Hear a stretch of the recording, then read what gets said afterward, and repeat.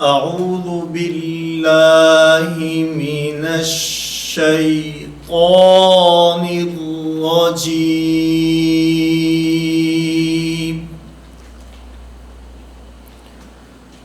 بسم اللہ الرحمن الرحیم۔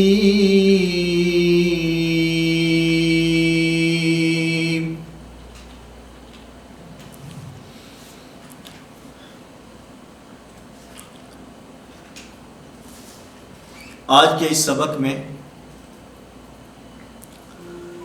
تختی نمبر 1 کے وہ حروف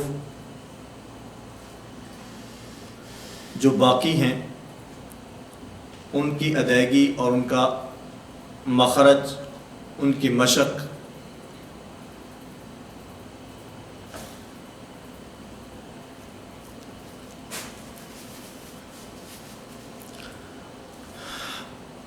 آج کے اس سبق میں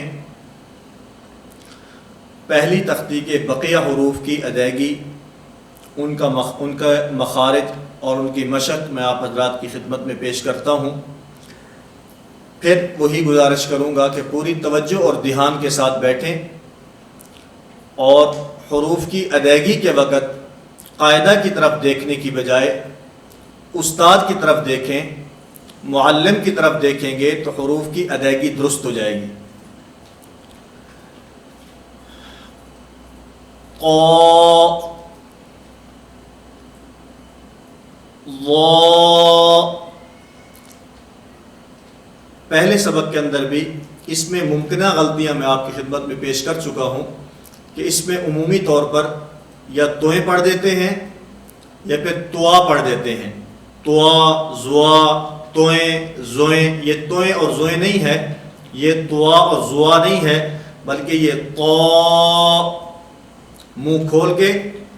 اور یہ بھی میں پیش کر چکا ہوں کہ جس وقت وہ حروف پڑھے جائیں جن کے آخر میں الف ہو، اور پھر خصوصاً وہ حروف جو باریک ہوتے ہیں ان کے پڑھنے میں، ان کی ادائیگی میں عمومی طور پر جو غلطی ہوتی ہے وہ امالہ کی غلطی ہے۔ اس میں زبر اس کا زیر کی طرف جھکاؤ ہو جاتا ہے، الف کا یا کی طرف جھکاؤ ہو جاتا ہے۔ طا، ضا، عین، عین، اس کی ادائیگی آگے چل کر انشاءاللہ مخارج کی بحث میں اس کا مخرج عرض کر دوں گا تفصیل کے ساتھ۔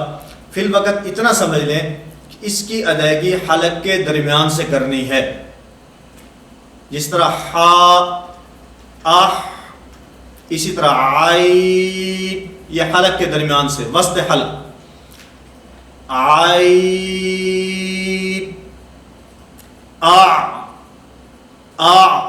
عین، غین،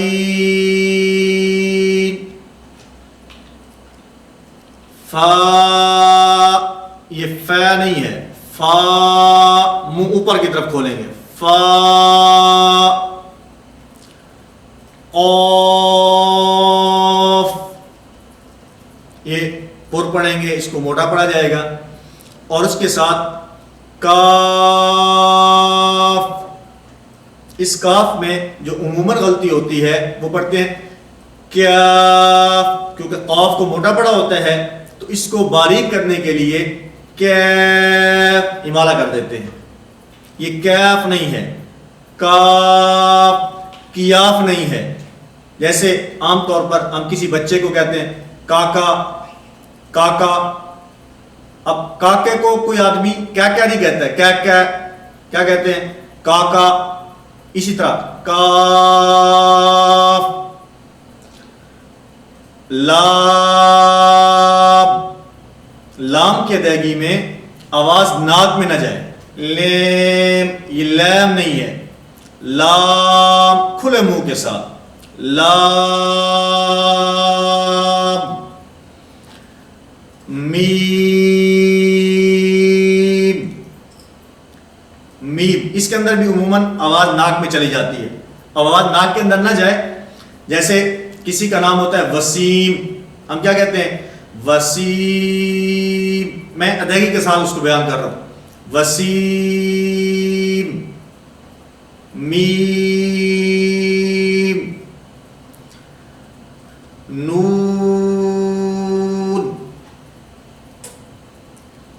واو. اچھا، اس واو کی ادائیگی میں کیونکہ ہونٹوں کو دخل ہے، ہونٹ گول ہوں گے تو یہ واو ادا ہوگا. اور اس میں عمومی طور پر جو ممکنہ غلطی ہے وہ واو. بھائی ہونٹ گول کرنے ہیں، بچے کو استاد کہتا ہے ہونٹ گول کرو، تو وہ شروع میں ہونٹوں کو گول نہیں کرتا بلکہ آخر کے اندر ہونٹوں کو گول کرتا ہے. حالانکہ واو کی ادائیگی میں شروع کے اندر ہونٹوں کو دخل ہے، یعنی واو کا جو مخرج ہے وہ شروع کے اندر ہونٹوں کو گول کرنا ہے. میری طرف دیکھیں گے، واو.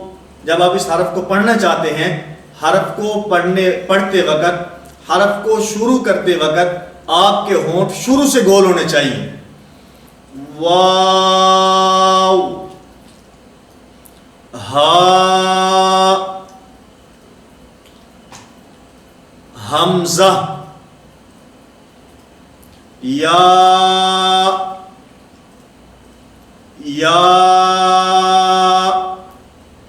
یہ حروف مفردات ہیں. اور پھر اس کے اندر عمومی طور پر مثلا یہ جو الف والے حروف ہیں، با، تا،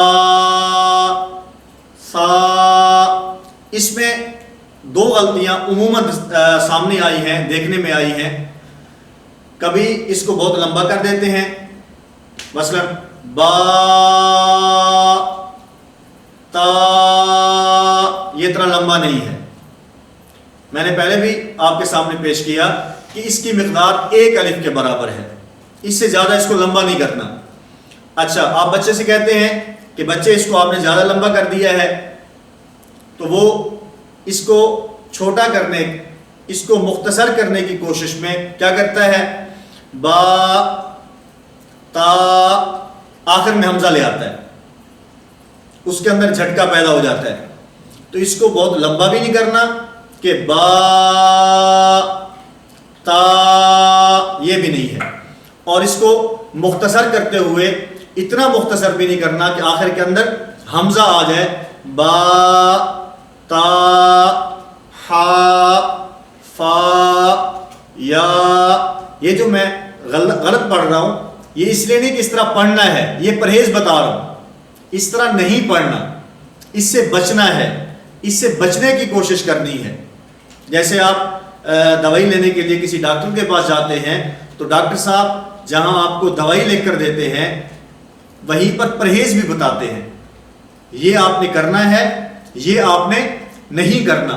تو ان 3 سبق اسباق کے اندر یہ جو ہم نے 3 سبق پڑھے ہیں، پہلی تختی کے حروف مفردات کے پہلا سبق جس کے اندر ہم نے وہ حروف پڑھے ہیں جن کے آخر میں الف آتا ہے. اسی طرح دوسرا سبق جس کے اندر وہ حروف ہم نے پڑھے ہیں جن کے اوپر لمبی مد ہوتی ہے. اور اسی طرح آج کا یہ سبق، اس کے اندر آپ حضرات نے حروف کی ادائیگی کی مشق کرنی ہے، ان کو صحیح مخارج سے ادا کرنا ہے. جس وقت حرف صحیح اپنے مخرج سے نکلتا ہے، مخرج سے اس کی ادائیگی ہوتی ہے. موٹے حرف کو موٹا پڑھا جاتا ہے، باریک حرف کو باریک پڑھا جاتا ہے. تو یہ قرآن کریم تجوید کے مطابق ہو جاتا ہے. قرآن کریم کو تجوید کے ساتھ پڑھنے کی خود اللہ رب العزت نے حکم ارشاد فرمایا، جناب نبی کریم صلی اللہ علیہ وسلم نے اس کی ترغیب دی، اور آپ علیہ الصلوۃ والسلام نے اس کے متعلق، قرآن کریم کو سیکھنے کے متعلق صحابہ کرام کے نام بیان فرمائے. فلاں صحابی سے، فلاں صحابی سے، فلاں صحابی سے قرآن کریم پڑھو. مقصد یہ ہے کہ قرآن کریم کو ویسے پڑھو جیسے یہ قرآن کریم اترا ہے. اور پھر ایک اور گزارش میں آپ کی خدمت میں پیش کرتا ہوں. عموماً ہوتا کیا ہے ہمارے ہاں، قاری کسے کہا جاتا ہے؟ وہ آدمی جس کی آواز بہت خوبصورت ہو. آواز بہت خوبصورت ہے، اگرچہ اس کو تجوید کے قواعد کا نہیں پتہ، حروف کی ادائیگی وہ صحیح نہیں کر سکتا، حروف کو ادا کرتے ہوئے ایک حرف کو دوسرے حرف سے بدل دیتا ہے. حالانکہ یہ لحن جلی کی غلطی ہے، یہ بڑی غلطی شمار ہوتی ہے۔ ایک حرف دوسرے حرف سے بدل جائے، ایک حرکت دوسرے حرکت سے بدل جائے، کہیں پر کوئی حرف لمبا ہو جائے، کہیں پر کوئی حرف کم ہو جائے، یہ لحن جلی کی غلطیاں ہیں، اور اس کے حکم کے متعلق قرآن فرماتے ہیں کہ ایسی غلطی کرنا حرام ہے، ایسی غلطی کرنا حرام ہے۔ تو ہمارے ہاں قاری کون ہوتا ہے؟ کہ جس کی آواز بہت خوبصورت ہو۔ عمومی طور پر ہم لوگ قرآن کریم کو سیکھنے کی کوشش اس لیے بھی نہیں کرتے، یار میری تو آواز ہی کسی کام کی نہیں ہے، میری تو آواز ہی کسی کام کی نہیں ہے، تو میں قرآن کریم تجوید کے ساتھ بھئی اس آواز کا قرآن کو تجوید کے ساتھ پڑھنے کا کوئی تعلق نہیں ہے۔ اصل کیا ہے؟ حروف اپنے مخارج سے ادا ہوں، ان کی صفات کا خیال رکھا جائے، جن کو موٹا پڑھنا ہے ان کو موٹا پڑھا جائے، جن کو باریک پڑھنا ہے ان کو باریک پڑھا جائے، اور اگر اللہ رب العزت نے خوبصورت آواز سے نوازا ہے تو یہ سونے پر سہاگا ہے، یہ سونے پر سہاگا ہے۔ حروف کی ادائیگی بھی درست ہے، صفات کا خیال بھی رکھا جا رہا ہے، اور اس کے ساتھ ساتھ خوبصورت آواز میں اس کی تلاوت بھی کی جا رہی ہے۔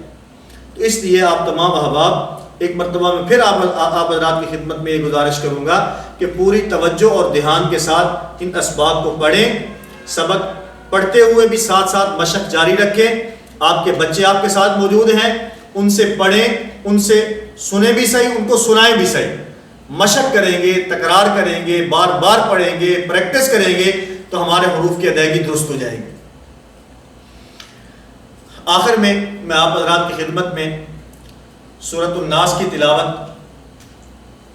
تاکہ ہماری جو حروف کی ادائیگی ہے جس میں ہم نے مخارج کا خیال رکھنا ہے، ان کے ساتھ ساتھ صفات کا خیال رکھنا ہے، اس کے ساتھ ساتھ ہم قرآن کریم کی چند ایک صورتیں ان کی مشق کر لیں تاکہ قرآن کریم کو صحیح تجوید کے مطابق ہم پڑھ سکیں۔ اعوذ باللہ من الشیطان الرجیم، بسم اللہ الرحمن الرحیم،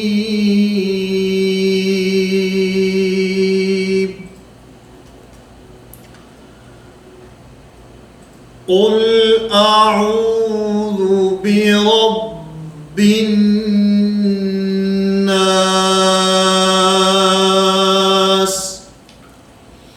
اس کی تلاوت کرتے ہوئے آپ نے ممکنہ غلطیاں جو ہم نے پہلی تختی کے اسباق کے اندر پڑھی ہیں ان کا خصوصی طور پر خیال رکھنا ہے۔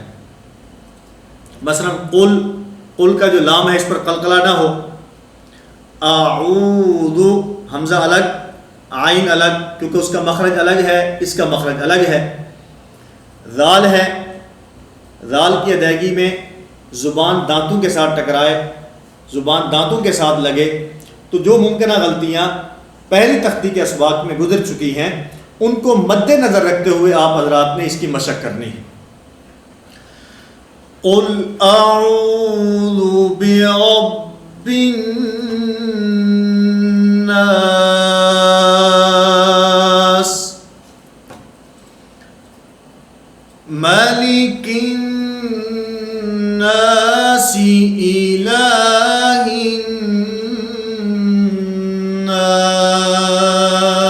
الناس، من شر الوسواس الخناس،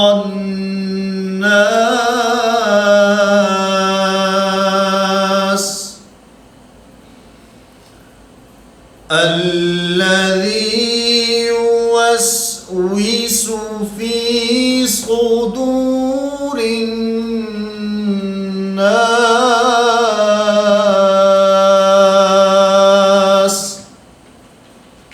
اس میں الذی لام پر شد ہے، ذال کی ادائیگی درست کرنی ہے، اور پھر عموماً جو غلطی ہے وہ یوسوسو، واو کی ادائیگی میں ہونٹوں کو گول کرنا ہے۔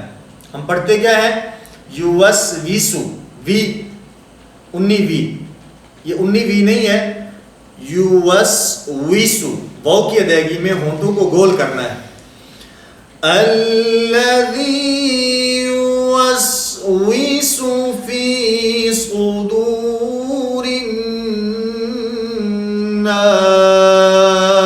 الناس من الجنة